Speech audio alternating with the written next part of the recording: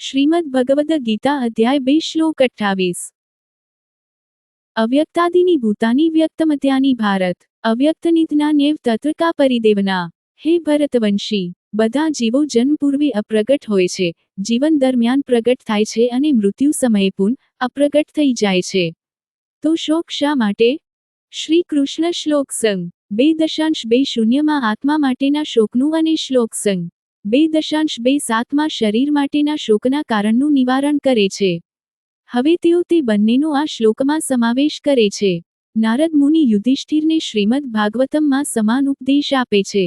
યન્મન્યસે ધ્રુવ લોકમધ્રુવ વા ન ચોભયમ સર્વથા નહીં શોચ્યાસ્તે સ્નેહાદન્યત્ર મોહજાત 1.3.43।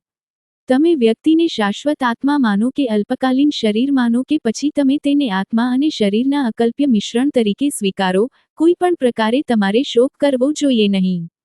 શોકનું કારણ કેવળ આસક્તિ છે, જે અજ્ઞાનને કારણે ઉત્પન્ન થાય છે। માહિક ક્ષેત્રમાં પ્રત્યેક જીવાત્મા 3 શરીરોથી બંધાયેલો છે: સ્થૂળ શરીર, સૂક્ષ્મ શરીર, કારણ શરીર। સ્થૂળ શરીર પ્રકૃતિના 5 સ્થૂળ તત્વો પૃથ્વી, જળ, અગ્નિ, વાયુ અને આકાશથી બને છે। સૂક્ષ્મ શરીર 18 તત્વો, 5 પ્રાણવાયુઓ, 5 કર્મેન્દ્રિયો, 5 જ્ઞાનેન્દ્રિયો, મન, બુદ્ધિ અને અહંકારનું બનેલું છે। કારણ શરીર પૂર્વજન્મોના સંચિત સંસ્કારો, વૃત્તિઓ સહિત અનંત પૂર્વજન્મોના અર્જિત કર્મોના આધારે બનેલું હોય છે। મૃત્યુના સમયે આત્મા તેના સ્થૂળ શરીરનો ત્યાગ કરે છે તથા સૂક્ષ્મ અને કારણ શરીર સાથે વિદાય લે છે।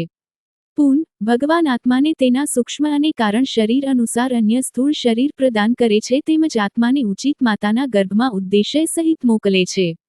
આત્મા એક સ્થૂળ શરીર ત્યજી દે છે, તત્પશ્ચાત તે નવીન સ્થૂળ શરીર પ્રાપ્ત કરે તે પહેલાં સંક્રાંતિ કાળ આવે છે।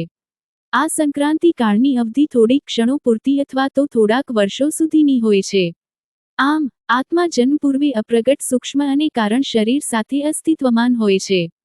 મૃત્યુ પશ્ચાત તે આ જ અપ્રગટ અવસ્થામાં અસ્તિત્વમાન રહે છે। તે કેવળ મધ્ય અવસ્થામાં પ્રગટ થાય છે। તેથી મૃત્યુ માટે શોકગ્રસ્ત થવાનું કોઈ કારણ નથી।